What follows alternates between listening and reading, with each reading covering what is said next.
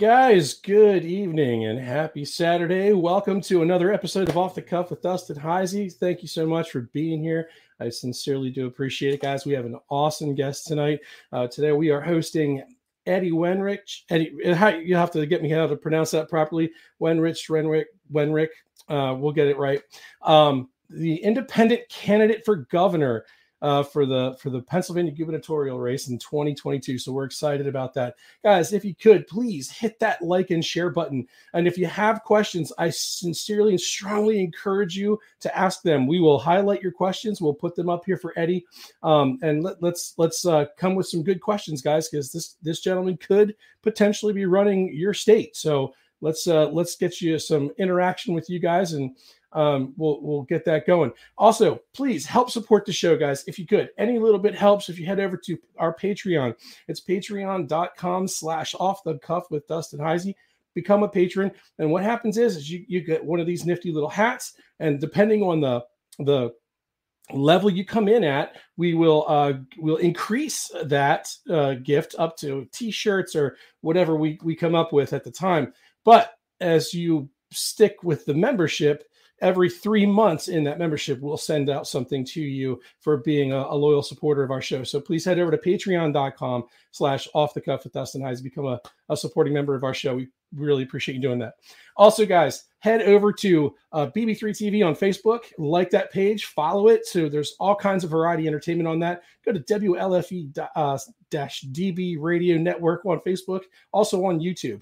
And like and share and follow there, guys. So, guys, without further ado, I'm going to jump right in here. We're going to bring in the 2022 gubernatorial candidate for independent candidate for governor. Eddie, man, thank you so much for being here tonight, man. How are you doing? Thank you for having me.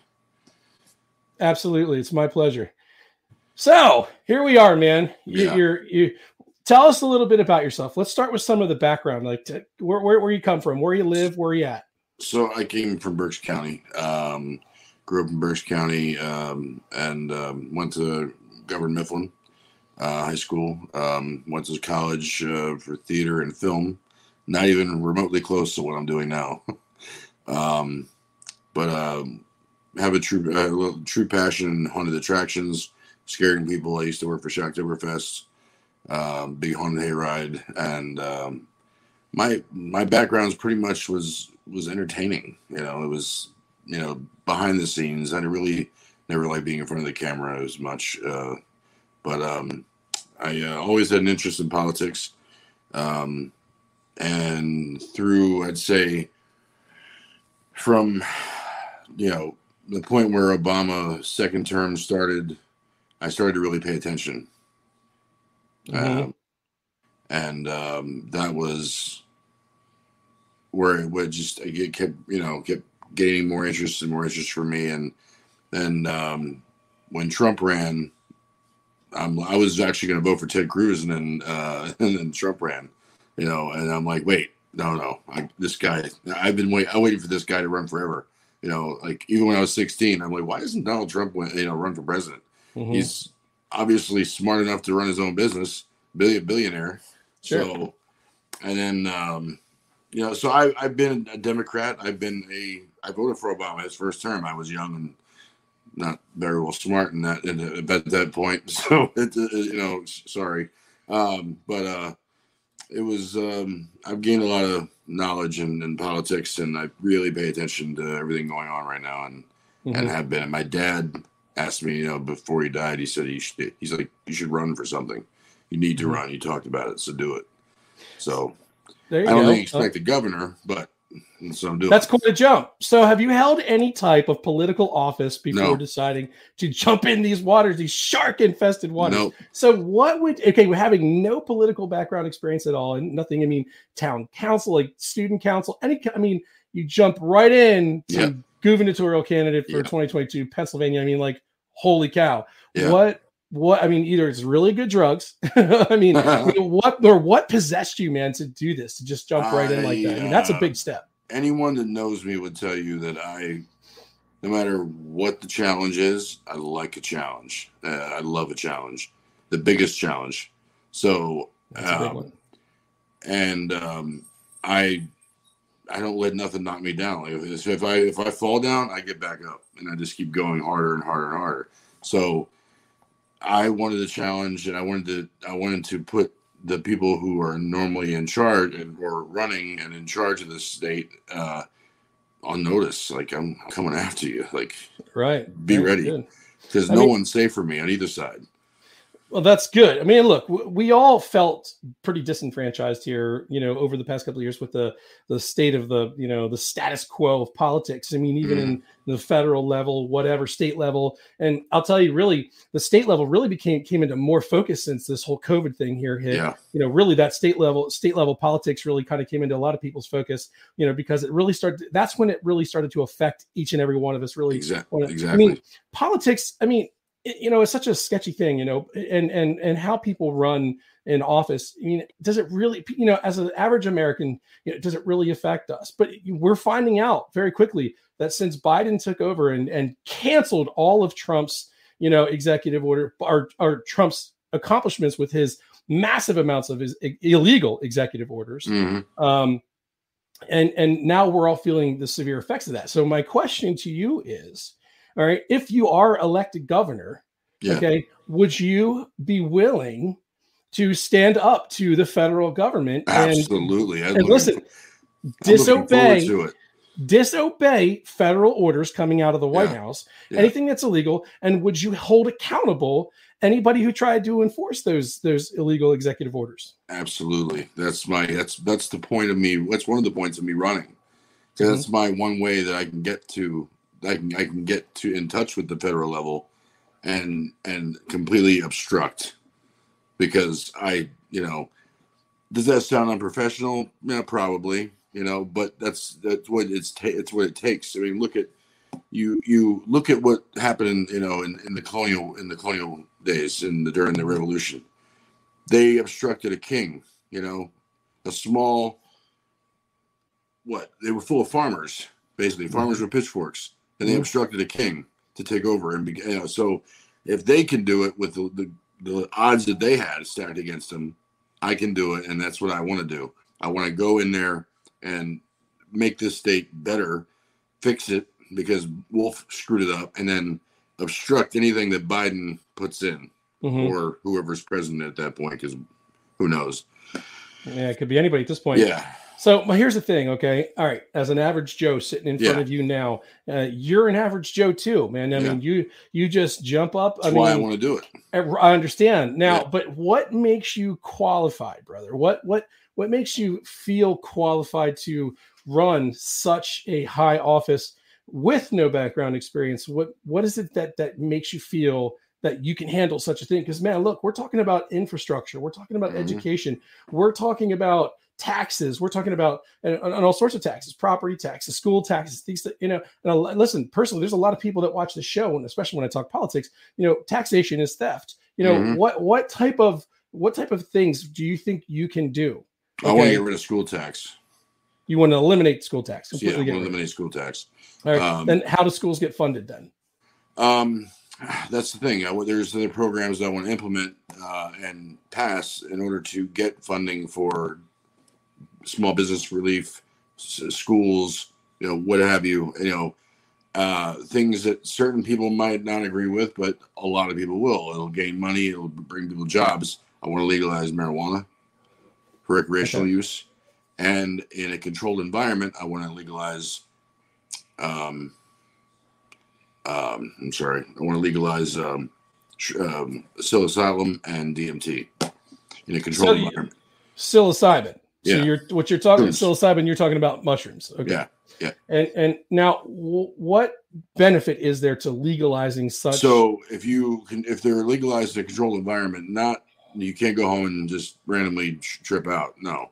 If you do it in a controlled environment, it's been proven to help anxiety and depression. And that's the big thing. I'm all about mental health because I have suffered from anxiety a lot for the past 8 years, so it's big for me to help other people that suffer from that. And I know that, when I first heard about it was through Joe Rogan. So it was, and I think a lot of people learned about DMT from Joe Rogan. So it was I researched it, and I'm like, wow, the science is there. It really it's proven to help people with anxiety and depression. Mm-hmm. So now that also it creates jobs. That creates, we tax it. We have to tax it because that's how we make the money to make fun. Make up for the school tax and the school funding and all that stuff. That's how you do it. Okay, so you want to create jobs utilizing the drug industry, essentially.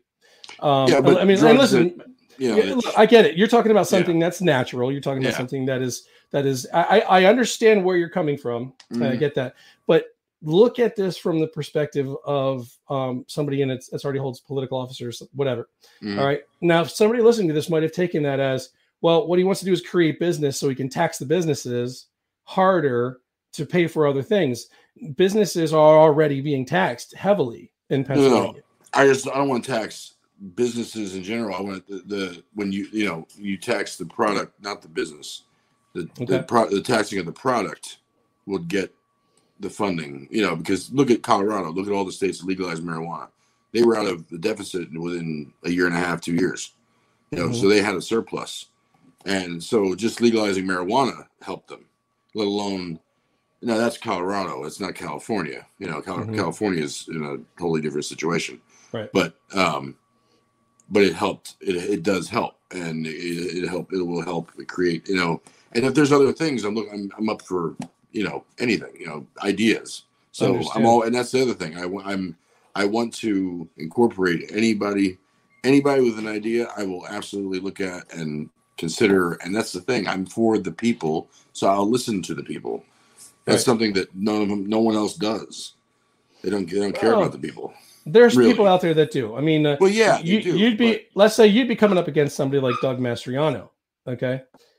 Really like him. Met him. He's really a great guy. Yeah. Right, and Doug has been in the political arena for some time. He understands the swamp and how it works. Yeah. Once you step foot into there, I mean, it's trial by fire. Yeah. And he's one of the people that I would definitely work with. Mm-hmm. And given his record, he's fought for a lot of things. So I know he's plus he's got a military, retired lieutenant colonel. So that's right. Yeah. And that holds a lot of water. That kind of thing holds a lot of water, especially with people. The voting population, here in Pennsylvania, it's a very veteran strong, very, very, very veteran backed community. And I can speak from that as a veteran myself. But oh, thanks. I appreciate that. I would do it again if they'd let me. But so here's the thing, man. We got this crazy mess, this situation that's going on here in Pennsylvania. All right. Mm-hmm. A lot of it has been handed down to us from the federal government.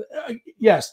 Okay. The stuff that Tom Wolf is doing in this country, or excuse me, in this state, we're going to touch on that stuff and we'll attack that.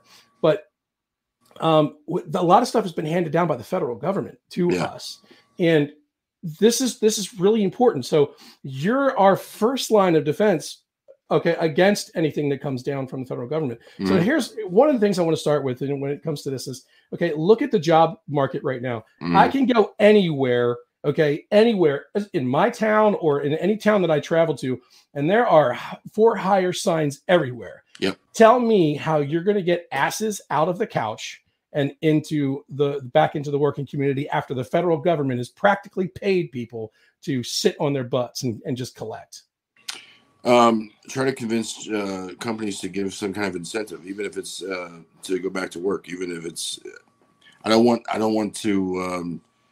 And I'd like to make it hard. I mean, there's a lot of ways. There's a lot of ways you can do it, but I don't want to sound like I'm some kind of dictator or something like that, where I'm going to just get rid of, or make it harder for you to get any kind of assistance, because people do need it.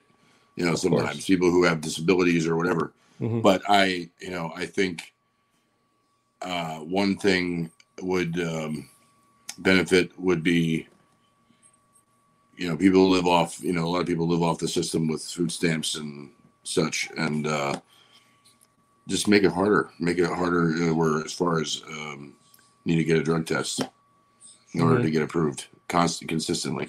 Need to constantly apply for work. And if you like, that's one of the things now. I believe it is if you have to constantly apply, and if you're offered a job, you have to take it, or else you don't get your unemployment. But they don't really enforce it. Mm-hmm. So there's got to be a way to enforce it and give people incentives to work. And that's what I'm actively trying to figure that out. But I mean, I'm not, I don't have a straight up answer of how I would fix that yet. But that's something that I am working on as far as getting people back to work, because it needs to happen.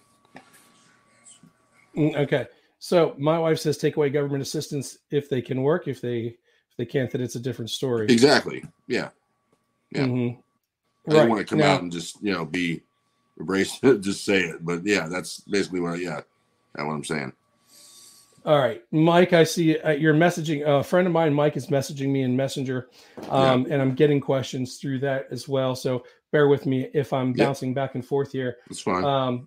But you've got to tell me and the people listening, and all the people in Pennsylvania specifically, how can you make us comfortable with voting for you without the background, without the history? How are you going to make Americans comfortable voting for you?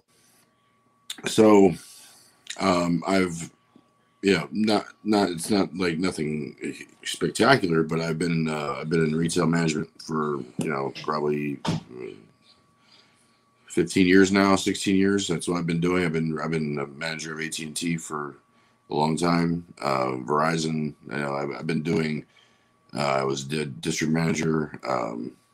So I ran businesses. So it's not my own, obviously, but it's obviously a much smaller scale. But I'm the guy who is not afraid to stand up to the people who don't have a voice, who aren't afraid, or they think they're afraid to, or they might be afraid to speak out. Because at this point, you have like Merrick Garland, who sent that letter out the other day, last week so for parents who speak up, they're considered domestic terrorists.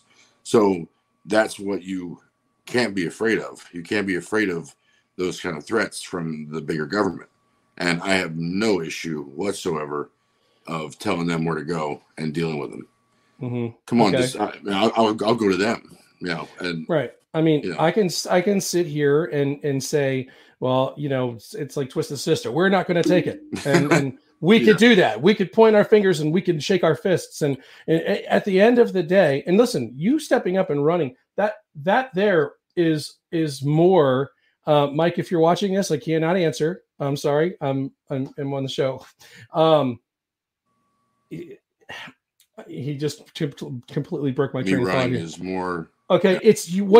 Okay? That's more than what some people do. Okay, people talk. Yeah. But then where's the action? Go run for some type of public office. Go run. I don't care if it's just something on the school board. It's where you can affect change. Exactly. Okay, so you running. That is more than what some people will do. Yeah. But that being said, okay, it's still just it's just words. It's just a guy. Exactly. It's just a guy who's saying, I can do this, I can do that. But really, once you step into the swamp, it's completely, you're talking about red tape that is just miles and miles long and thick. So you have to be able and ready and prepared to counter and recounter and go at these people from legal, things. Now I want to jump right back real quick, because this is an important thing.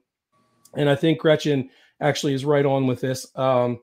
She says, what about incentives for people that continue to work as opposed to incentives for returning to work? That's the right attitude.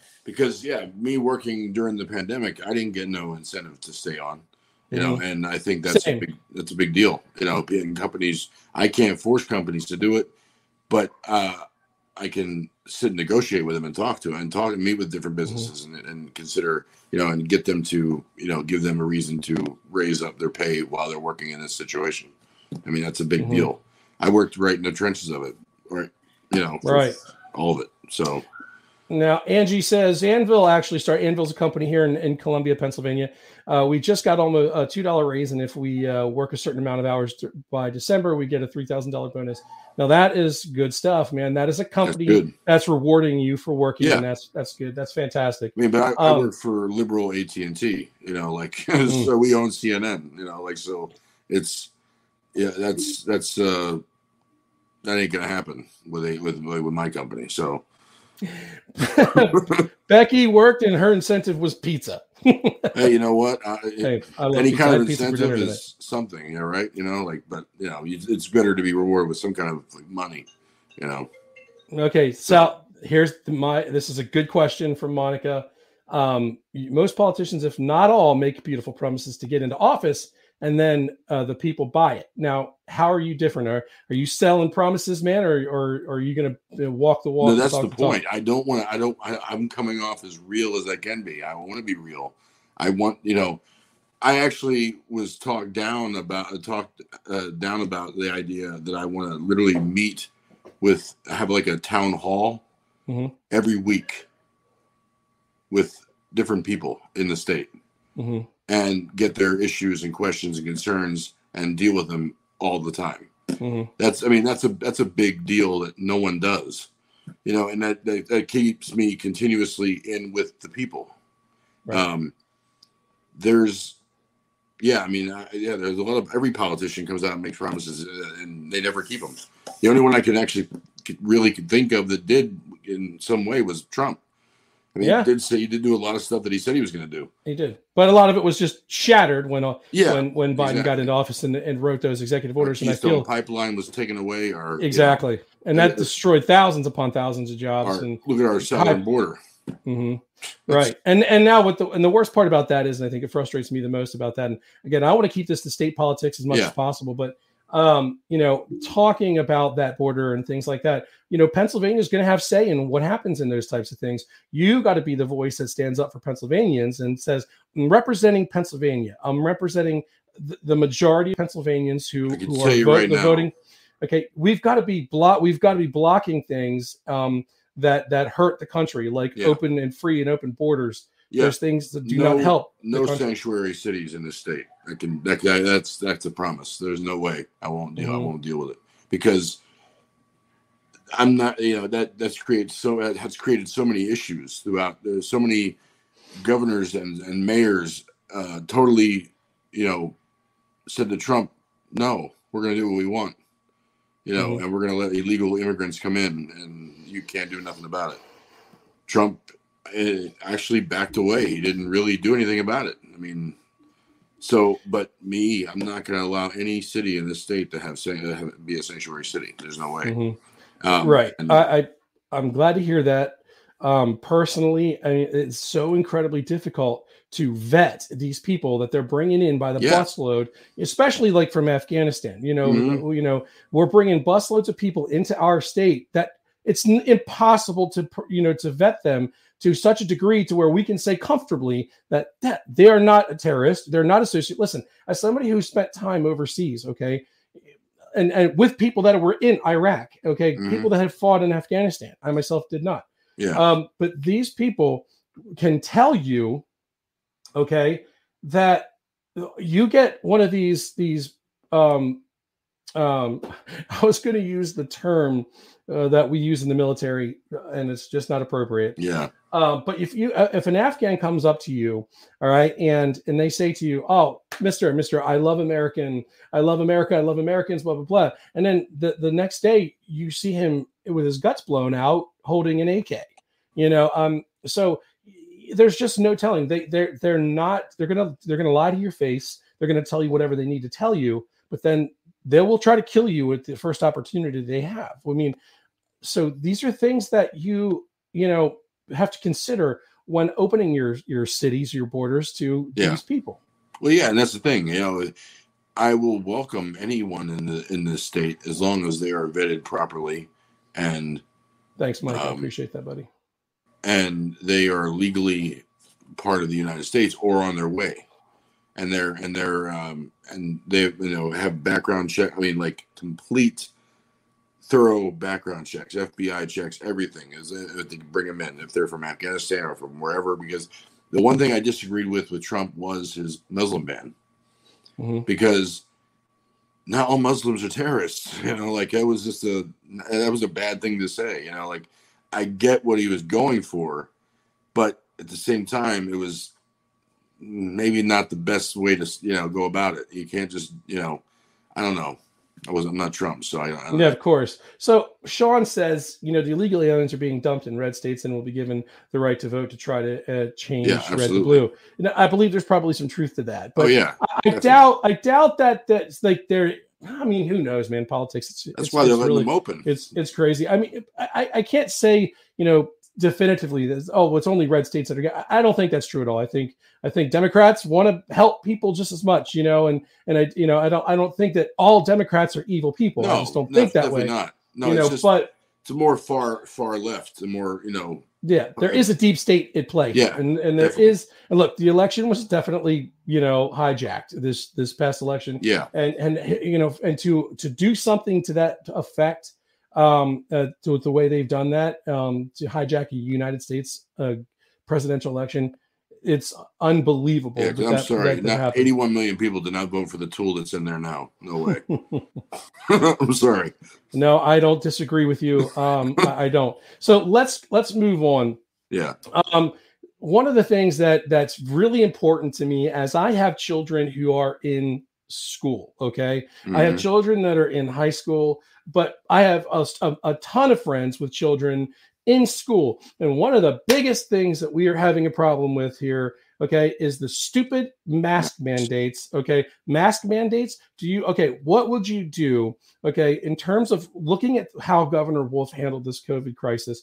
Okay, what would you do differently? Just lay it out for me. I would ban all mandates, and any school that considers even still doing it, mandating it, they'll be defunded. They'll have to find funding somewhere else. They'll take their funding away from them. That's it. I mean, they're kind of SOL at that point. Like, what are you going to do?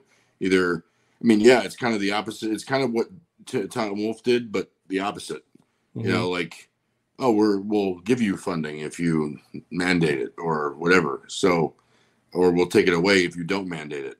Right. Now, what would you say to the other portion of the voting class that says you're alienating us? We think masks are safe. We think masks. I think masks are fine. If that's your choice, wear it. Send your kid to school wearing a mask. If that's what you want to do, fine. But there would be no segregation. There shouldn't be no segregated kids in certain spots of the school or taking them home. I pulled my kid out of public school and she's in charter school.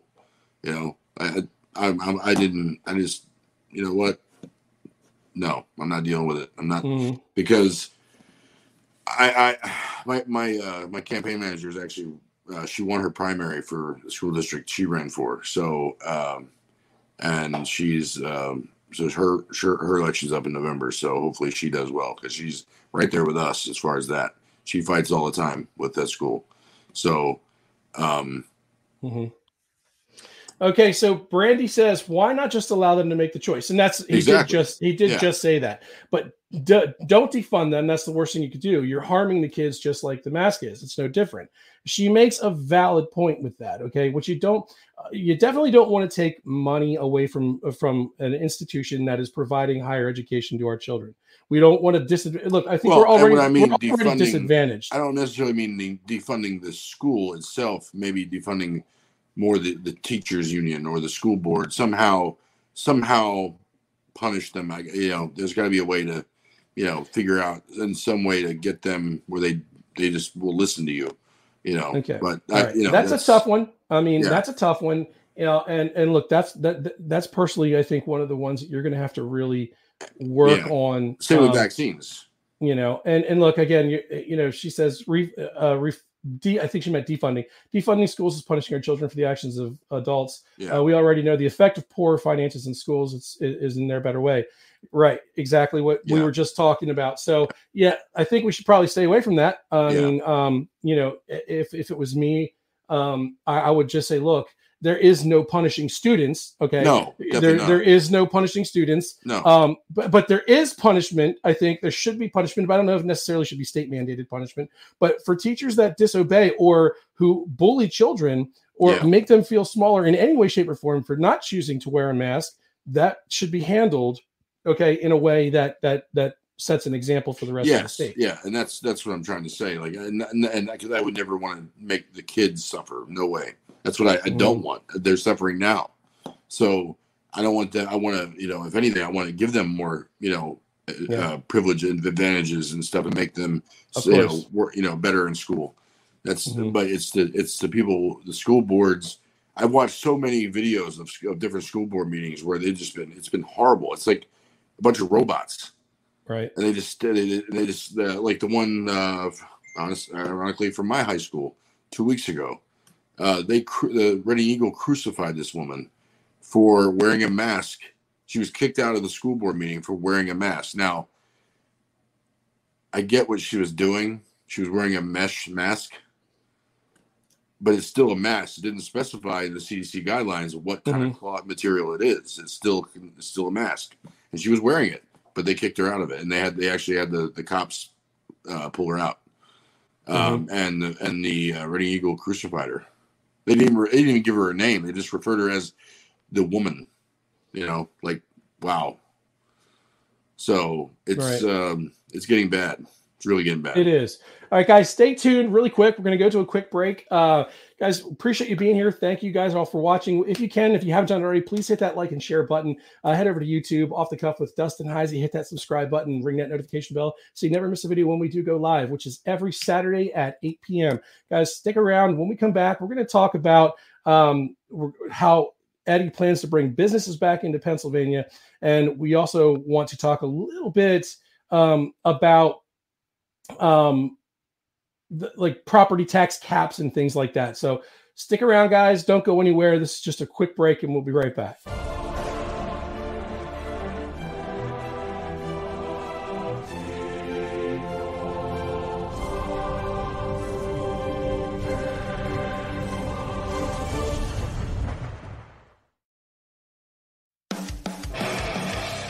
Hey guys and dolls, this is Casey DeVille, the better half of DeVille Inc., Baltimore, Maryland. If you're ever in Baltimore, stop in and see me and Tony. Invisible Brie, 5920 Eastern Avenue, Baltimore, Maryland, 21224. Give us a call if you're in the area, 410-400-9641, or look us up on the web at DeVilleInc.com. DeVille Inc., where we specialize in you.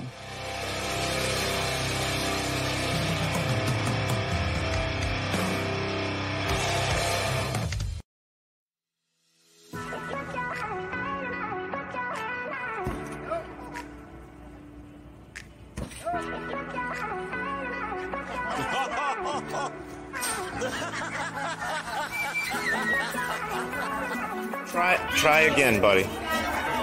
Try again. Yay!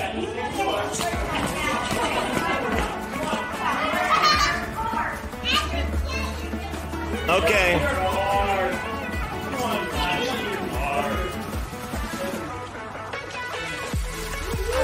Oh yeah! Good job. Oh.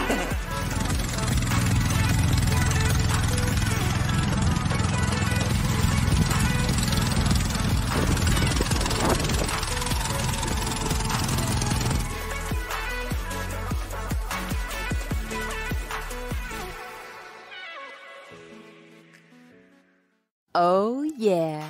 Life just got sweeter now that WLFE-DB has merchandise. Show your support by purchasing your t-shirts for WLFE, Paratalk Radio, Inside the Drag Closet, and more. But it doesn't stop there. T-shirts, coffee mugs, tanks, buttons, cloth bags, and more. Go to WLFE-DB.com. On the top bar, click on the merchandise tab and bam, there you go. You got merch. Support the shows. WLFE-DB.com. You're listening to WLFE-DB Radio. Now back to our program. Okay, guys, thank you for sticking around. I appreciate it. Again, if you haven't already done it, please head over to Off the Cuff with Dustin Heisey on YouTube. Hit that subscribe and share this out, guys. And if also, if you're watching us with us on Facebook, hit that like and share button as well. Guys, thanks for being here. We are. If you're just joining us, we're with Eddie Wenrich. Did I say your name right? Wenrich, yeah. Wenrich. Okay. We are with 2022 independent candidate for governor of Pennsylvania, Eddie Wenrich. Thanks for being here again, buddy. We do appreciate you taking the time and hanging out with us. All right. So, look, I did get a question. We're going to jump back a little bit because I did get a question while we were taking that break. And it's a good question. So let me jump on it here. Good. All right. Where to go? Okay, what about mandates for teachers, healthcare workers, and other businesses? So basically, I think what she's asking is, what about these mandates that have been put on these healthcare workers? And what about the fact that a lot of them are losing their jobs? It's not the only ones either. Like my company's doing it. I was forced to get it. I already have it. And I regret it every day because it's against everything I preached. You know, like it should be your choice. You got to work with these hospitals and companies in some way to get them to not to comply. I mean, you just can't give in. If enough companies don't give in, or to Biden's order, there's nothing they're going to do. They're not going to literally come in and make every single company that says no. If I can get as many as I can to say no, he's not going to find them all. He'll just drop it.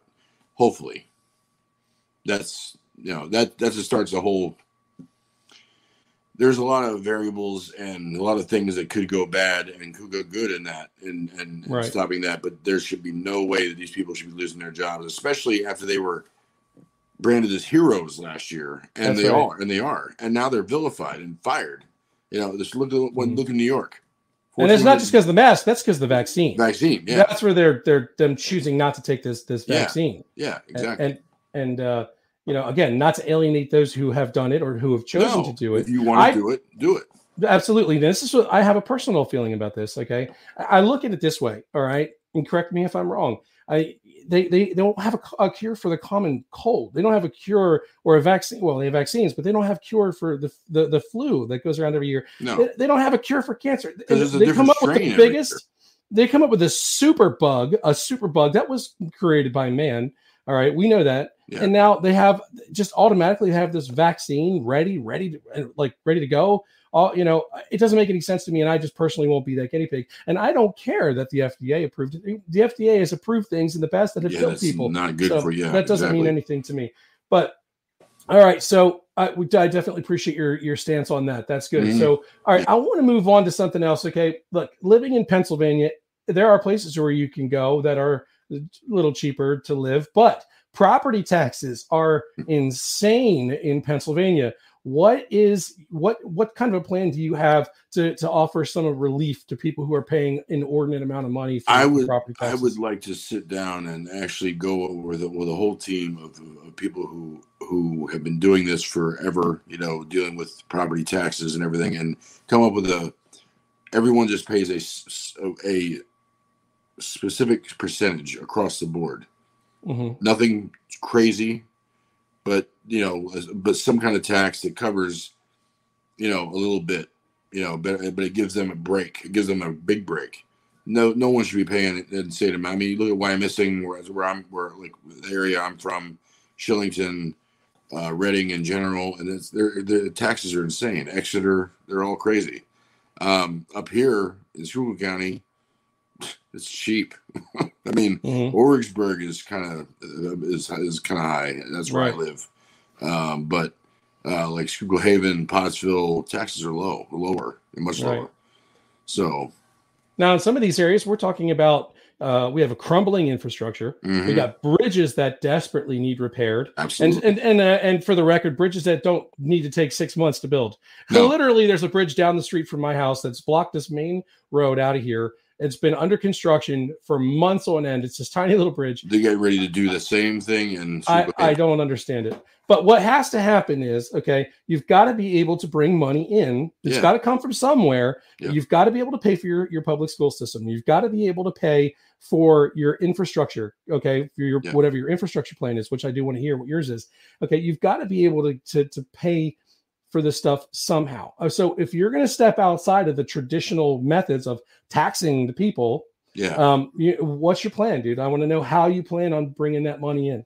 Well, and part of that was when I said about the legalization of those other things. But there's a thing. I try to think outside the box and everything. That's why I've always been good with managing a smaller budget. And a lot of it is doing that exactly, is trying to figure out cheaper, but not cheaper, but more effective ways of getting things done without paying high cost. So trying to figure out, well, how can we do this at a lower cost, but still have the best stuff, or the best as best as we can, and not cheap, nothing that's going to be dangerous. But that's as far as infrastructure, especially because that's huge. It is. The power grid needs to be redone. That's a huge thing. Power grid. Look at Texas. Look at how everyone thought the power grid was basically one little snowstorm. Yeah, and that one little snowstorm just crushed them. Right. So that's another thing, roads. I mean, how is it the Romans built roads that still are there now, and we have roads that they built 2 weeks ago that are crumbling already? Like, it's just, it's definitely a problem. Got to have better design and engineers working on these roads and figuring out better ways to make them. Are you open? Are you willing to accept some of the newer technologies that are out there? Maybe bring some of this stuff into Pennsylvania. Absolutely. Yeah, absolutely. That's one of the things that I would love to be able to do is, now granted, this guy has a crazy busy schedule and he's, but I would love to bring in Elon Musk, and do some stuff and work with him as far as engineering and see what he, as far as, what he could bring to this state. Okay, well, that's pretty ambitious. That's yes, it is. I mean, he's in California. He went to Texas. He just went to Texas. So, why not? That's I'm always thinking, I'll ask anybody. I don't care. I'm not afraid to ask anybody. So, and all they can say is no, right? So that's true. That's true. All right, you got to be able to. Sean's got a question for you here, buddy. All right, Pennsylvania is a beautiful state. At least it was, as I remembered it. Is there any potential to create a tourism campaign? Tourism, because there's a lot of stuff to, especially Hershey Park, Philadelphia, Gettysburg. I was hoping you were going to mention that one. Gettysburg, definitely. That's my personal favorite. Yeah, I love that place. There's all kinds of tourist sites. But yeah, that's like Gettysburg specifically has probably the best tourist things to do as far, because they have the ghost tours. They have it's fun. They make it fun. But his question was what exactly? How do I plan on? Is there any potential to create a tourism like campaign? In other words, what he wants to know is what could you do to increase tourism to Pennsylvania? Because that brings in revenue. The tourism brings in a lot of revenue. I know that there's bidding wars all the time for different companies that have sporting events, like WrestleMania, or Super Bowl, depending on, and I know the Super Bowl is held in the wintertime, but they did it in MetLife, once one year. So, bring stuff like that, big sporting events. WrestleMania hasn't been in Pennsylvania since 1999. So that's a whole week of events that they do that brings in jobs. Temporarily, but they pay well. Right. Union work, all kinds of stuff. It's a big, as far as tourism, it brings in tons of people from around the world. So you got to think like that and do bring in all kinds of stuff like that. Well, see, I think one of the things that what we could do is, and this is my personal opinion, Yeah. if I was running, I might say something to the tune of what I would like to do is state-run advertising campaigns to help bolster, Hershey Park, Gettysburg, Pittsburgh. Pittsburgh's got a ton of things to do out there, but there's beautiful things. There's mountain getaways, the Appalachian Mountains, Poconos, the Poconos, everything. Right. So you could do a state-run ad program just to bring in, outside tourists, and you could do that. Absolutely do that. The other thing nationwide. I'd like to do is make it more of an incentive for, like, I know Atlanta is becoming the new Hollywood. So, really a lot. And a lot of films are shot, like Marvel shot there, The Walking Dead shot there. There's all kinds of stuff, make it more of an incentive, maybe give them a tax credit for to get films brought here to be shot and have soundstage. I'm kind of biased. I was a film major. So but it makes sense as far as business, because that's more jobs and that's more reason for people to come and visit, because they might see somebody, they might get a glimpse of whatever. I mean, there's all kinds of ways you can, and that's one that I know is been they've dealt with for a long time. I know Reading, the city of Reading, has tried to get. I was actually in a short film about bringing Hollywood to Reading, to shoot in Reading, and that was years ago. But it was. But they had the right idea, it brings jobs and it brings tourism. Right. So I want to jump back to Gettysburg. Yeah. All right. This is something that is personal to me, near and dear to my heart. Mm-hmm. Okay. As a Civil War historian, I'm soon to be published with a good friend of mine, Scott Fink. We're writing a book on photography at Gettysburg, things of that nature. So it's very near and dear to me. Now, one of the things that's been going on around the country, all right, has been the dismantling and removal of historical monumentation. Okay. You can say whatever you want on this show. Pisses me off. All right. So here's the thing. All right. Gettysburg is a national battlefield military park. Okay. It's national, but it's in Pennsylvania. Is there anything that you would do or could do or try to do to keep somebody, even at the national, at the federal level, from coming in and dismantling Confederate statues? Well, I mean, the dismantling of those statues all around the country was during the riots. Antifa, and other groups that pulled the statues down, and a lot of those statues didn't even make any sense of why they pulled them down. Well, they just pulled down the Lee statue, the massive Lee that was monument in Virginia. Yeah, Virginia. Yeah, his home state. Really? I mean, the guy was yes, he was he fought for the Confederates, but he was a national hero, a general. I mean, he was a beloved general by both sides. Absolutely. And listen, Confederates were named veterans by the federal government. They are veterans of the United States. Yes. And they should be respected as such. Okay. Yep. I know there's a lot of people that talk about, they were rebels and they were this, that, and the third, and they were traitors and this and that. These were people who at the time, okay, they lived in this country at the time. They fought for what they believed in. That's what they were fighting. They fought for their state. Only 1% of the people who actually fought for the Confederacy were actually slave owners. Yeah, and I think that's lost on people when they start getting into this type of a discussion. So my question to you is what would you do? Would you produce or try to push any legislation that protects the monumentation that's in Pennsylvania, not just on the National Battlefield Park, but in Pennsylvania in general? I haven't been there. It's been 2 years since I've been to Gettysburg, and I didn't see any kind of park service or anything. I don't think I've ever seen any kind of park service, honestly, to tell you the truth. Do they have park service there, like security? At Gettysburg? Yeah. Yeah, they have national security park rangers. Park rangers. Mm-hmm. Maybe are they armed? Yes. Okay, so that's something that you just gotta. If you get wind of a riot or anything going on, you just gotta be able to mobilize and have them place protected by all costs.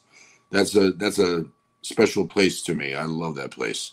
Now, how do you feel about thousands of armed militiamen showing up at Gettysburg to defend monuments and things like that? Now, there's two sides to this one, okay? And I'm a huge supporter of the Second Amendment, but I'm an even bigger supporter of common sense. Yeah. All right. And so I'm kind of curious what your take is. How would you handle a situation where thousands of armed militiamen show up on national park property? On national park property, an armed militia. I mean, I would not suggest it, but I wouldn't condone it either. If it happened, I wouldn't take. I wouldn't. You wouldn't condemn it. Is what I wouldn't condemn it. Yeah, you wouldn't condemn it. No. Okay. No. Well, all right. Well, because we do have a right to keep and bear arms in this country. Absolutely. And that is definitely something that the Constitution says shall not be infringed. It's I'd rather have our police there. Okay. Exactly. All right. I don't think it's necessary for, look, I have an AR, and I have multitude of handguns, and I believe in shooting, in shooting for sport and things like that. Yeah. But I don't think that it's a controllable situation to be sending a bunch of armed people out there, guys with guns, and just showing up. No, it makes it worse because somebody says they're gonna piss on a statue. Look, that's the thing. Like, that's why I said I wouldn't suggest it, but I wouldn't. I mean, if there was no one shot or killed and it protected the land, I wouldn't condemn it. But most of the time, when you get those kind of people out there, they're law-abiding citizens out there with those legal guns. They're not going to start firing at random people. They're just going to scare them. Right. That's typically what that would, because 95% or 5%, or I forget exactly, but most of the gun violence that we have is done by people who own guns illegally. That's right. Exactly. So are you going to make sure that Pennsylvanians' right to keep and bear arms is never infringed? Yeah, that's actually I want to do constitutional carry. That's good. So that's good. That takes away all the red tape. You just do a background check, but you can carry. You don't have to have a license, for conceal or anything. That's it. Okay, I think that's good. But look, we have to use some common sense legislation in this situation. I do not want to see the Second Amendment infringed upon in any way, shape, or form. No. I believe that everybody who is mentally sound and mentally stable should be able to own and keep a firearm. But I don't think it's unreasonable to ask people or encourage them, not mandate it, but encourage them to go through some type of firearm safety training. Okay. You cannot just buy a firearm, go out there and expect that you know exactly how to use that or what it's going to feel like when you discharge that weapon, especially when you're aiming it down at a person. Exactly. Now, see, one of my best friends, he's an avid hunter, and he does, he got his first AR-15, but he has a lot of guns, a decent amount of guns, and I gave him the idea that I wanted to do was, I was trying to think outside the box, but still protect the Second Amendment in the state. And that was by, how do you make it harder for people who shouldn't have guns to get guns? Do a psych eval. Doesn't necessarily disqualify you from getting a gun. But then I rethought that, and I backed away from it because I'm like, you know what? The problem isn't people getting guns legally. It's the problem that the problem is illegal firearms. So I wanted to focus more on that, and that's what I talked about, like doing a task force of people. Actually, the ATF would hate me because I would go above them. And have try to have different task force throughout the state that's investigating illegal firearms throughout the state and and you're never going to get rid of them all, obviously. Of course not. But I would definitely and I would encourage ATF to work with us. But it just makes it better, as many illegal firearms as possible out, and we take them, we confiscate them. That's it. Okay. But as far as protecting the Second Amendment, absolutely, that's a guarantee. Good. So that's what we want to hear. Yeah. Okay, that's really what we want to hear, to make sure that our basic rights and freedoms are preserved. Yeah. Okay, because there are things that were given to us in the Constitution that are not to be messed with, and let's be honest. Unfortunately, the Constitution government is kind of thrown out the window. These people are fucking with this left and right, and I'm kind of getting tired of it. It should not be done. All right, I appreciate that. Moving on, there's something that's very important to me as well. Okay, homelessness among veterans.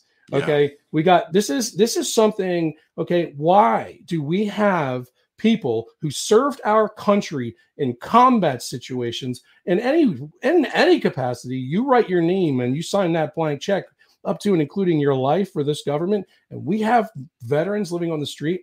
What's your plan for attacking that pandemic? Well, I don't know how the VA is now, if it's still a disaster as it was.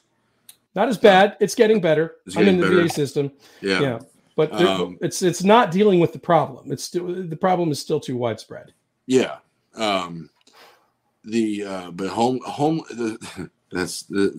one really gets to me, because the fact that we're letting illegals in and giving them all this stuff, and we're keeping our veterans homeless and not helping them, is a travesty, and it should not be happening.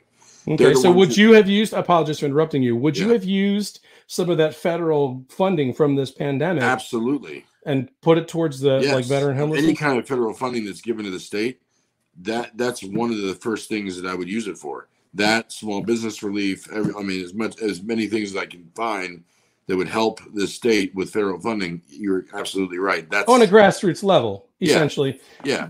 That's what needs to be done. Yes. Okay. Look, big corporations, big business, they can handle themselves. Okay. They've gotten to that point. They've gotten to a certain point because of they know the system, they know how to work it. Well, that's why I said small business, because big corporations. Right. And I'm agreeing with you on that. So, but we still have to really focus on this. I'm not even talking about small businesses. We've got small businesses are incredibly important because they employ people. I don't care if it's just two people, but hell, small businesses can't even get people to get up off the couch and work right now. So that's a problem. But we still have this guy. We have men who fought in combat and served this country living on these cold streets. And this is something that I need to know if I'm going to give you my vote. Yeah. Okay. Mm-hmm. I need to know that you're going to be doing something about that, because that needs to stop. It does.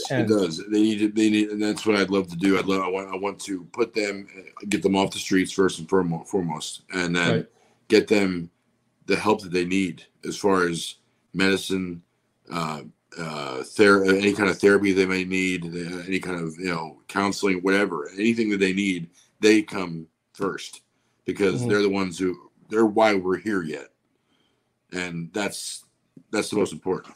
Freedom is not free. No, absolutely not. Freedom is not free, and it comes down to service, and that's the kind of service you're trying to do. My dad was a veteran. My dad was older than when I was born. He was 49. He was in Korea. He was in the Korean War, I get he was never diagnosed, but he definitely had a split personality disorder. He was blown off a bridge in the DMZ. So it was bad. So okay, guys, if you're just joining us, we're joined by independent governor candidate for governor Eddie Wenrich. He's running in the 2022 election. So definitely appreciate you all being here. If you can, please like and share this video. Head over to YouTube, guys. Hit that subscribe button if you can. I appreciate you doing that. That's also WLFE-DB Radio Network. Go over there and follow their YouTube page as well. Eddie, I want to talk a little bit about minimum wage, okay? Since we talk so much about jobs, what's your take on where the minimum wage should be in this state? Well, that's the thing. So with all this inflation that's going up, the cost of raising the minimum wage doesn't really change anything, except just it makes it even. I mean, it makes jobs that can't afford to pay people harder to pay people. You know what I mean? makes it even harder to hire anyone. So if they're forced to pay crazy prices for meat, and stuff for a restaurant, stuff that they need, how are they going to pay $15 an hour for someone to sweep the floors? I don't understand their method of thinking when it comes to how they, I don't know. So my thing is, no, I'm totally against raising the minimum wage. Because so you think the minimum wage should stay low? I think it should stay at 10. So you think the minimum wage should be an increase from $7.25 to $10 an hour? 10, I think, would be a good. I think that would cover it. Does that pay for a lot of people's bills today? No. $10 an hour, no. You'd have to get more than one job. But it would, for high school kids, for kids in college that are in, that's doable. And I think, but that's the other thing. You still have the inflation costs that are going up, and everything's going like crazy. You get people paying $5 a gallon for milk or more. Gas is going crazy. Last year I paid $1.80 a gallon. Now I'm paying $3.45. That's right. And I drive an F-250, a gas guzzling F-250. Yeah. So believe me, I'm feeling the gas prices right now. I can imagine. Insane. It would be great. So listen, Sean, I agree with you. If the cost of living could stop going up, but that's not controlled necessarily at a state level. That's really kind of federal thing that's happening there. Equal what federal government projects call prevailing wage. That's what makes the most sense. A prevailing wage. I mean, I think your wage should fit your skill set. Yes, I definitely agree. Well, that's with any job, but the minimum person flipping burgers shouldn't make the same. Absolutely not. I agree. But person flipping burgers shouldn't be making the same or more than an EMT. That's the pathetic part about it. There's people who are flipping burgers that make more than an EMT, and that's horrible. It shouldn't be. No. What do you feel about term limits and career politicians? Career politicians shouldn't be. You should have, even if they're doing a good job. Even if they're doing a good job. Even if they're doing a good job. Okay. I think if you want to move up and do another and get something else, you can run for something else. But I think in the Senate and the House, there should be 2 terms, just like the presidency, just like the governor. It gives a chance for everyone to. I mean, you're going to constantly have changes and stuff throughout the years because of that reason. Maybe 4 terms, but that's at most. Nothing like 48 years of Biden. No, or Pelosi, or Schumer, or Mitch McConnell. That none of them getting. That's why we're in the shape we're in. Career politicians who have not done anything. Look, I mean, we have a president right now who has a track record of doing absolutely nothing. Exactly. And I don't think he was forgotten all to this about point. We're going to go into him. He was all about. His exact words was, "Hi, kiddo." That's my name. His exact words were, he didn't want his kids going to school with, another race. I don't want to say the exact term he used because it's bad. But he's not exactly the prize for being the most nicest person as far as race. He was definitely racist. And that's what I can't figure out. I can't figure out how these people do these things and then they're loved now. Well, because it's the opposite of what they hate. You see, I mean, they hate Donald Trump, so anything that's not Donald Trump is better for them. Regardless of whether Trump's done a great job, regardless of whether the man has actually followed through and did what he said he was going to do. I mean, look, this is one of the biggest things that frustrates me the most about politics in general. You stop looking at the man. Okay, Donald Trump, when he opens his mouth, there are times when I'm just like, dude, shut up. Absolutely. Just shut up. I mean, not that he ever read them. not that he ever read them, but I tweeted him so many times going off on him because I'm like, dude, just shut up, stop talking, and just do your job, and you do a lot better. You know, like. Yes. Okay. That is one of the biggest things I think people had the issue with Donald Trump. Yeah. Donald Trump, I think he governed really well. He did. You know, but it gets so clouded by the shit that comes out of his mouth. That, you know, that people just kind of got disenfranchised with him. You know, and it was redundant and it was repetitive. Yeah, exactly. Fake news this, fake news that. He's focusing on all the wrong things. Russia. You know, you know, but regardless, I think you know, I think Donald Trump did good things. He did. I think Donald Trump could have done better in certain aspects.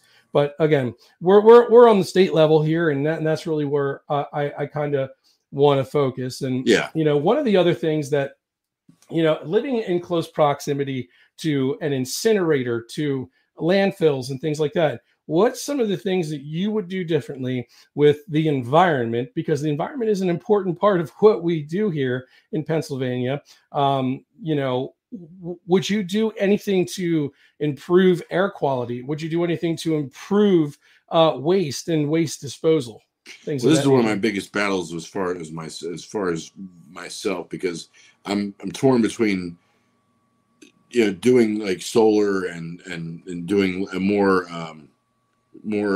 cost-effective energy sources than, but at the same time, that takes away jobs, coal mining, or, you know, there's other stuff that, you know, other jobs that people, other natural resources that create pollution, you know, and that's where I'm kind of mixed, because I don't want to take jobs away from them, but at the same time, I want to help the environment. So, you know, I think it's not too much of it to ask the people to recycle everywhere.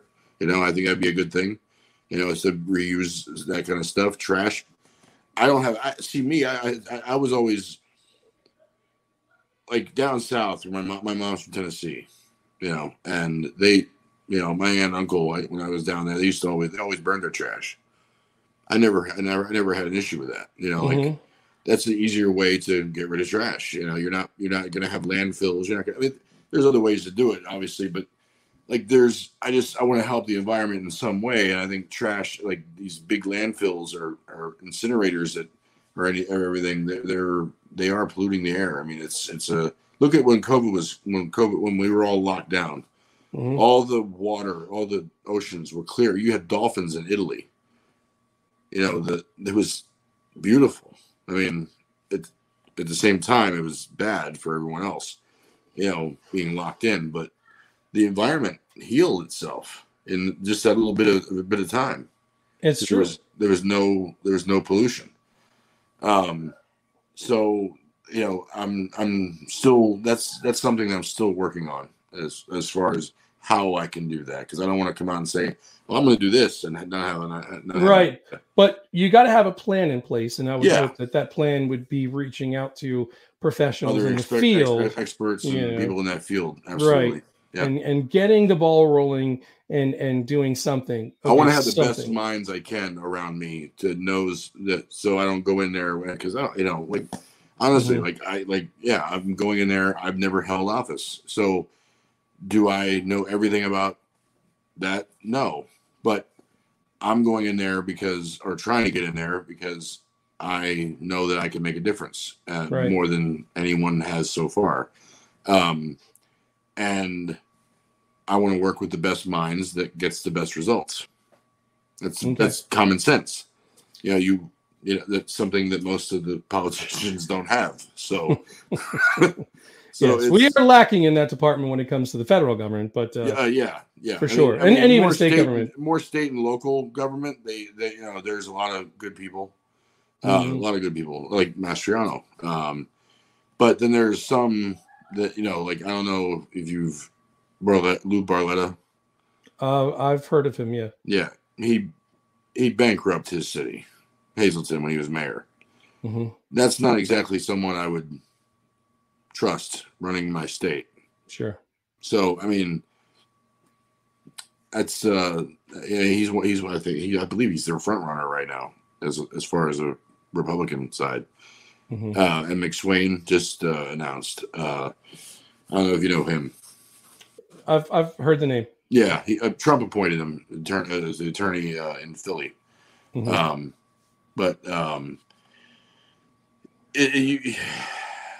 These people. There's no. That's my main thing is there's no accountability to anything. As far as bigger upper, like in Harrisburg or with Wolf, he's had to account for nothing, and that's a problem. Mm-hmm. Biden doesn't account for. There's no accountability for anything. Well, Biden's not pulling the strings.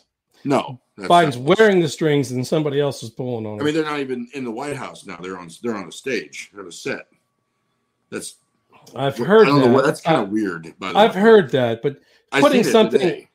You saw that on TV, yeah, know that on Fox News they were on that set. Now that someone leaked that photo, they openly show the set. What? Yeah. So holy shit. Yeah, they're not even in the White House. I'm gonna have to take a look at that one. That's interesting. Please do. It's kind of creepy that they're not. Why are they not doing it in the White House? Yeah, someone has their hand up his ass like he's a puppet. Yeah, that's true. Yeah. All right, I want to talk a little bit. We're running over, and that's okay. This is an important show, and I think we need to keep talking about this. Healthcare. All right, yeah. Healthcare in. We've already talked a little bit about COVID. We've talked about mask mandates in school. We've touched on all these topics. I think you've had some good answers. But I'm going to be complete transparency. I still think you have work to do. Oh yeah, absolutely. I still think you've got to really start digging into some of this stuff and really building a strong team around you. You're learning every day. Absolutely. Be a sponge, man. Soak it up. But healthcare in Pennsylvania. All right. Let's talk a little bit about that. You've got people who are being denied certain healthcare that they need, life-saving treatments, drugs, prescriptions that they need, life-saving, that are costing them so much money. They're losing everything. People are losing their livelihoods, their homes, everything that they've worked on. Tell me, what are you going to do? What's your plan to improve Pennsylvania's healthcare system and ensure that people who need it are getting it? Well, Medicare and Medicaid, and that's one thing that needs to be restructured, I think. And absolutely, it needs to. There's got to be and dealing with exactly. Insulin's bad. That's a big one. That's insulin's huge bad. One. I was just gonna say insulin, and she beat me to it. Yeah. People paying crazy prices for insulin, but pay what $30 to get their bottle of Percocets refilled. How does that make any sense? So that's that's the other thing. You got to deal with the drug companies. So there's many different things. Restructuring Medicare, Medicaid, get the costs, get them to cover the costs of insulin and really important medication that people need to survive. Like I have to take thyroid medication. As do I. Yeah. Okay. I was born without one. Mm. So I literally have to take it every day or I'm dead. So it's a big issue. And I can't give you a straight answer of how to, but I will go in and work with the experts and figure out exactly what's the best course of action to do it. Because it needs, I acknowledge that there is a problem. Obviously all of us do. Most of us do, and it needs to be restructured, and the money needs to be put in different places. Right. That's reallocated in different areas, and that's the problem. Money's put in the wrong places. Right. Now, look, mental health is an issue in yes, Pennsylvania. That's the big. Okay? I'm big for that. And again, we need to be doing things that are getting these people help, and without it causing them to lose their jobs, or without it being a stain on their record. People are, and again, listen, I will say that it has gotten better over the years, but it's still a stigma attached to a person who says, hey man, I'm having these thoughts, or I'm doing this. What can we do to address mental health a little bit better and a little bit more thoroughly. Well, especially with COVID over the past year. I mean, people, especially in young age, people have the suicide rate went through the roof. So you gotta. So speaking from which, I've seen a counselor before, and for because of my anxiety, I think more people need to be involved. Should get involved in as far as just volunteering, and helping. But that's something that you can't make someone do. There's got to be a system put in place that anyone who needs help gets it, and that's what I want to create. Something that if anyone notices signs or of anyone who's very depressed and looks like they're on the verge of taking their own life, that they can get them help right away, not call a doctor and we'll get them in tomorrow, or whatever, or they'll put them in insurance rates, another thing. They go up all the time. And right. Deductibles, co-pays. Yeah. I mean, that's the other thing, like try to work with insurance companies too, to lower these co-pays and deductibles, because they're crazy. They're through the roof, but, and so yeah, well, you got your hands full, buddy. I do. Yeah. You got your hands full. Again, this is a lot for somebody like me, or even you, just an average Joe stepping into this arena. So before we wrap it up, I'm going to ask you again, are you sure you're up for this? Yes, I am. Okay. I will. That's one thing that I don't give up, and I don't give in, and I learn. I am a sponge. I learn as fast as I can, and everything that I can. So I'm constantly watching things, reading things, just trying to get as much information as I can. Does it all click in at once? No, but I have a lot of notes. I have a lot of everything that I keep, that I read, files that I read, everything, just to keep it all. So in case I need to go back to it, I got it. And that's something that anyone should do. In any form of work, there's something you need to learn, and you need to look back on. Keep it. Good message for college kids. Always. Not running, but when I do, I'll let you know, Mike. He'll be the one guy that votes for me. But I wanted to say one thing before we left. Sure. We wrapped it up. Thanks, Mike. Nursing homes is a big one for me, and children and youth. Now, the thing that I said this the other night when I spoke at Free PA's Schuylkill County chapter meeting. I said about this one thing that I wanted to do is every time there's an inspection for a nursing home, they're planned ahead. They're called ahead. Well, of course they're going to look good when they come in, because they're already planned. Right. You don't do that. You surprise them. Same with children and youth.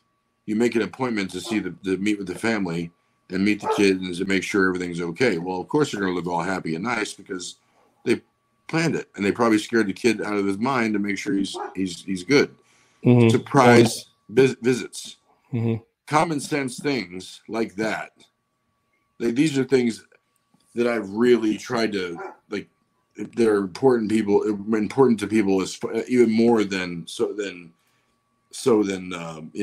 other things we've talked about. But that's nursing homes and children and youth. That's a big one. Elderly and their kids. That's very big for me. Right. We got to take care of them. They have to be taken care of. I don't think it's fair that these people like Masonic Homes. I'm sorry, I'm dropping names. I can say this because I've got personal experience with my father. They take absolutely everything that these folks have worked for, their legacies, and they liquidate them for their own money, for their own costs. Look, I'm not going to sit here and pretend that I know what it costs to take care of somebody. Somebody who's got cancer, who is dying, taking a long time to die, as my father did. But there should be some protections against stuff like that. A father and a mother, families work very hard to try to leave their families something. And then for them to be taken and just liquidated is wrong, in my opinion. I think there should be something done to kind of put some checks and balances. My mom has been a CNA for 40 years, and she at one point worked at Berksheim. I don't know if you've heard of that. No. That's a big nursing home in Berks County. She quit. Should quit. She just walked. She told the person off because they wouldn't.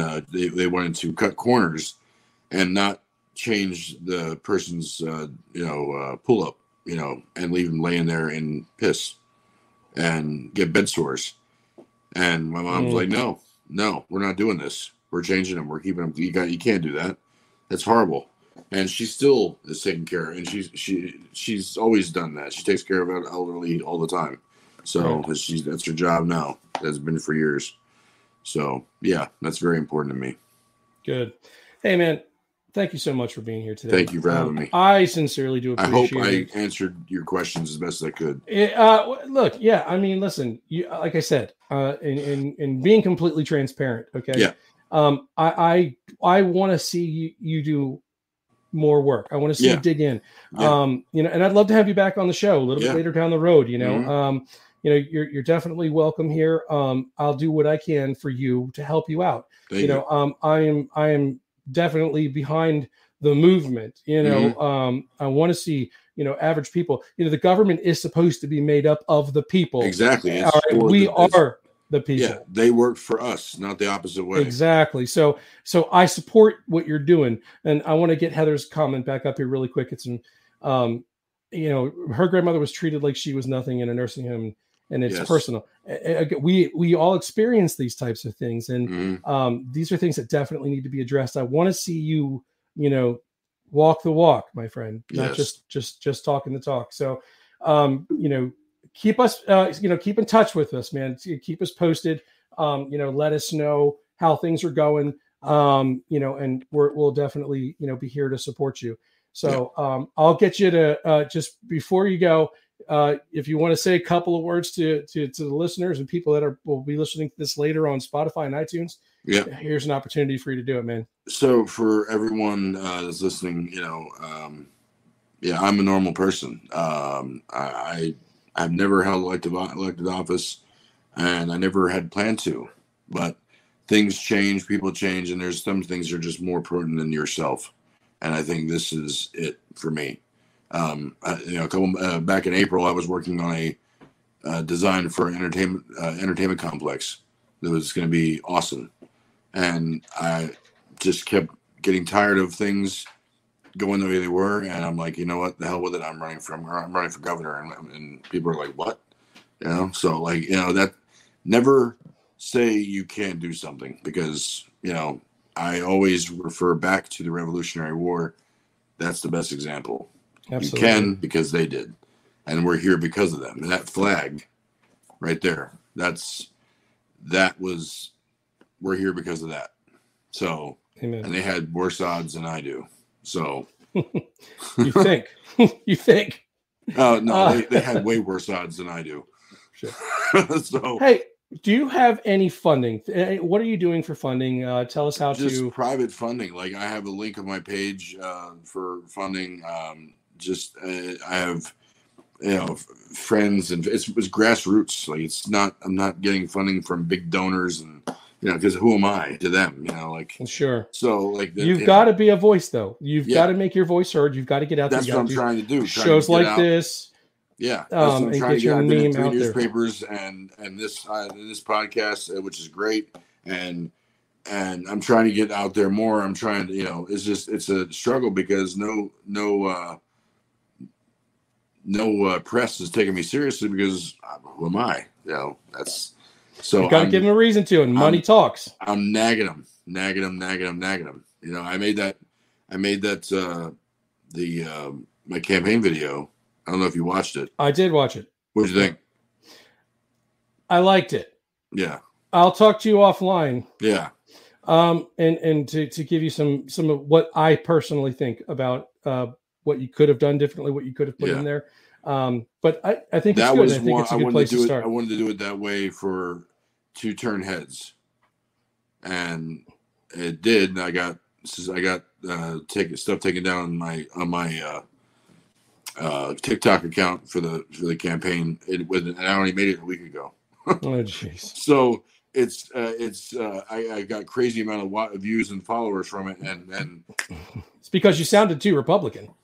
That's what it was. Probably. You sounded too Republican. And that's the thing. Like I do have liberal views, like recreational marijuana and DMT and legalizing all that. That's a more liberal view, But I'm more into freedom. People should have the freedom to do whatever. Yeah. Not do whatever, but have freedom of choice. Right.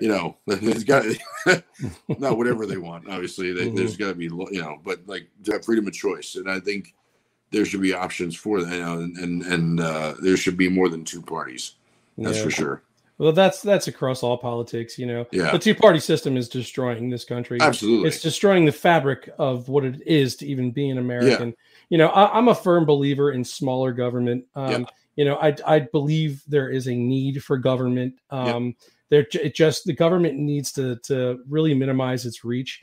And unfortunately, federal government overreach is just at an all-time high. There's states that are calling to succeed. I mean, the succession. Like I know, New Hampshire wants to do success. Wants to talk about succeeding from the union, and so is Texas, California. There's been celebrities that come out and saying, "Well, let's just let this go and let them do their own thing, and branch off." Well, what? The thing, I don't even think states can legally secede from the union at this point. I think there's and I have to research this. I don't think you can. Talking of secession is one thing, but actually going through secession, and there's probably other things that they could do. Yeah. But that's another topic for another day. Yeah, I think after the American Civil War. And battling secession for 4 years, the government was going to put some checks and balances in place to keep that from ever happening again. So, well, definitely appreciate you being here, Eddie. It was a great talk. I wish you all the best in going forward, man. Keep digging at it. You have my support. I definitely want to see, a grassroots effort here build up around you. Definitely stay in touch with the show. I'm going to go ahead. I'm going to drop you out here for a second. Don't go anywhere, and I'll be right back with you guys. Thank you. Oh, really quick. What's your website? Put that out there for everybody. It's not finished yet. It'll be up, but it is. It's EddieJWenrich.com. Okay. And can they follow you on Facebook? On Facebook, Eddie J. Wenrich, and Twitter, Eddie7697. All right. Thanks a lot, Eddie. And just hang tight. I'll be right with you. All right, guys, thank you so much for joining. I hope you guys enjoyed tonight's program. I seriously wanted to come at Eddie with some tough questions. There's stuff I really would have liked to have gotten into, but we'll definitely have Eddie back on again in the future. Give him an opportunity to kind of settle into the role a little bit. And we'll come back at it again. Thank you all so much for whoever hit that share button and liked it. And we do appreciate that. Every single one of those things counts, and I sincerely do appreciate that. And if you haven't done it already, guys, please head over to Facebook, Off the Cuff with Dustin Heisey. There's a group page. Please like and follow that page. You can go to WLFE/DB Radio Network, like and follow that page. Also the same on YouTube. WLFEDB, BB3 TV. Please like and follow all of those pages, guys. Thank you so much for being here. Join us again next week. I'll watch for for the announcement of who's going to be on the show on Wednesday. Super excited about it. And we'll go live again next Saturday at 8 p.m. Eastern Standard Time. And if you guys, please head over to patreon.com/offthecuff with Dustin Heisey and become a supporter of the show. Every little thing helps. And we sincerely do appreciate all the support that we've gotten. Guys, thank you so much for being here. And again, for going off the cuff with Dustin Heisey. Have a good one.